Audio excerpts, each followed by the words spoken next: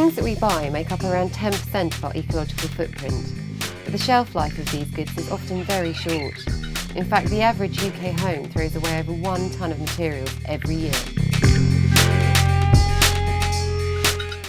Bridport is a small town in West Dorset doing big things for the environment in the form of Bridport TLC, or Tender Loving Care.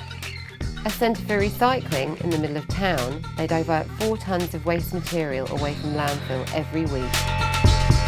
And they have a novel way of collecting the waste materials on a daily basis from local businesses. Well, I collect from charity shops, bookshops, solicitors, and it's just the waste cardboard and paper that can be recycled, old books that are past their best for selling. Hi there. Hello. How are you? I'm fine, thank you. Good, thank you. See you today. Okay, thanks. Thanks a lot. Okay, bye-bye. Yeah, bye. It's got to be the most environmentally friendly way of doing it, because the only fuel that's being used is the fuel that I've consumed, and so there's no exhaust fumes. I enjoy doing it on the rickshaw because it's a nice way to get about. People are always intrigued by the machine itself, and it highlights the fact that you can actually collect stuff without using a car, and it's just fun, really. Many of the waste materials collected by Don are not only recycled, but are creatively reused and remade into a variety of fun products. Well, this silver bag comes from the plastics factory and was full of little plastic bits. We can't actually recycle that because it's the wrong kind of plastic, but as they're so lovely and shiny, I thought it would be very useful to make them into, and to reuse them and make them into bags. So what we've got now is a bag for life for Bridport. We've put a sticker on, we called it It's in the Bag. We've put a bit of information into each bag so that people get the idea, because it's the idea of reusing stuff instead of just chucking it away.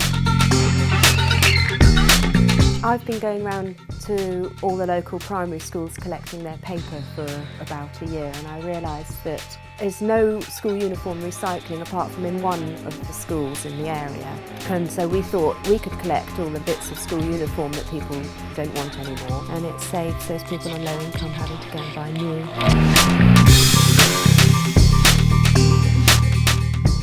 Bridport TLC's biggest achievement thus far has been a drop in CO2 emissions of 70 tonnes, simply by recycling local veg oil.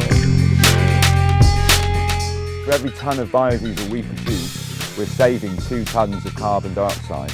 So over the last 2.5 years, we've reduced the CO2 content of the atmosphere around Bridport by over 70 tonnes. Well, it sounds huge, but it's not. It's actually quite a drop in the ocean. If you want to imagine, it's 24 by 4s driving normally for a year, but it's something. Making biodiesel, the process is quite simple. The hard thing is getting a source of oil. Well, we're quite lucky in Bridport that we have our own little crisp factory. So we go around there and collect their oil every couple of weeks. And we also get oil from cafes, pubs, restaurants, hotels. Bring it back here where we filter it, we heat it up, and then it goes into the biodiesel processor. Well, businesses benefit in many ways. First and foremost, their main concern is they're saving money. We sort of roughly calculated that we've saved the Bridport local economy about £10,000 in real money. Phil Harris from King Cabs is a big supporter of the biodiesel filling station. We're not in a very environmentally friendly business being taxi drivers, because we're always on the move, we're creating carbon emissions, so we had to look at the cleanest way we could do it. And biodiesel was the only way we could go with this particular industry. By using the biofuel, I would imagine that we've actually cut our carbon emissions by at least 50%, possibly more.